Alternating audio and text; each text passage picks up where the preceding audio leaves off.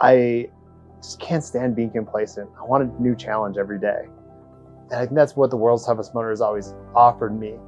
Me running around a course for 24 hours, that's who I am. That is my entire being. My name is Matthew Hanson, and I am an ultra obstacle race athlete.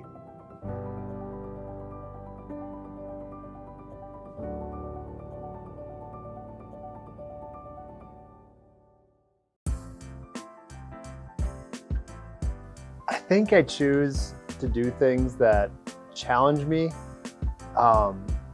because I just can't, I don't know, I'm very ADHD. I've got the diagnosis, and I think it's kind of how I've lived my life so far is I just want adventure. I want new things. When I was a kid, I didn't want to, I explored our backyard. When the backyard was done, I found out there was a woods 3 blocks away, and I explored the woods. And then when that got old, I asked my parents for nails and a hammer, and then I started building forts. And I started climbing trees higher, and then I built forts higher in the trees. And then, I wanted to go across town. Then I took sailing lessons, and, it just kind of went from there. I've never been satisfied. I want to know what's over the next horizon. So the World's Toughest Mudder is a usually 5-mile course. And how it works is every quarter mile-ish, give or take, sometimes it's one more or less obstacles. Every quarter mile, there'll be an obstacle. Pretty much anything that involves upper body strength with mud and with water, and then a bunch of running in between. Yeah, and that's pretty much the World's Toughest Mudder, and you try to put as many laps in as you can.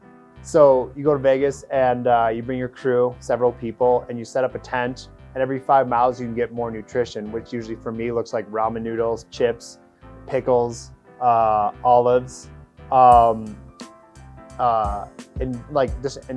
Duralites, anything that your body, S-caps, there's a lot of salt and different things your body needs, just kind of keep moving. And you try to put as much of that in your body as possible, and then you go.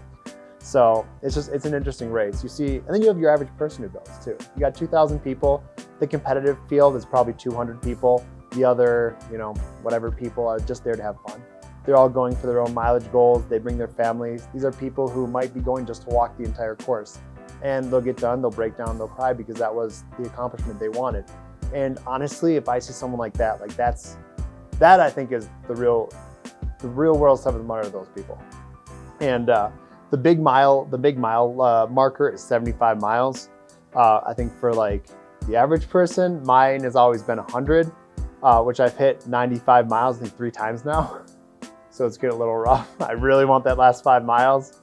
Trying to figure out what it takes to win the World's Toughest Mudder has been the question I've been asking myself for a long time. To win the World's Toughest Mudder, in my eyes, you just need to develop yourself in all areas.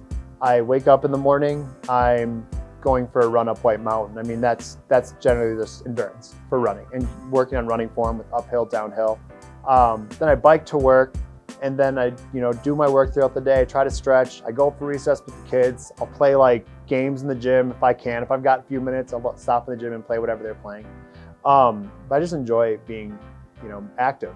And then after school, I bike over to CrossFit. I do CrossFit. I'll just work out in the back of the CrossFit gym. I'll do my own thing. And then I'll bike home. And I just try to be active all day long. My daily steps are usually about 34,000 steps.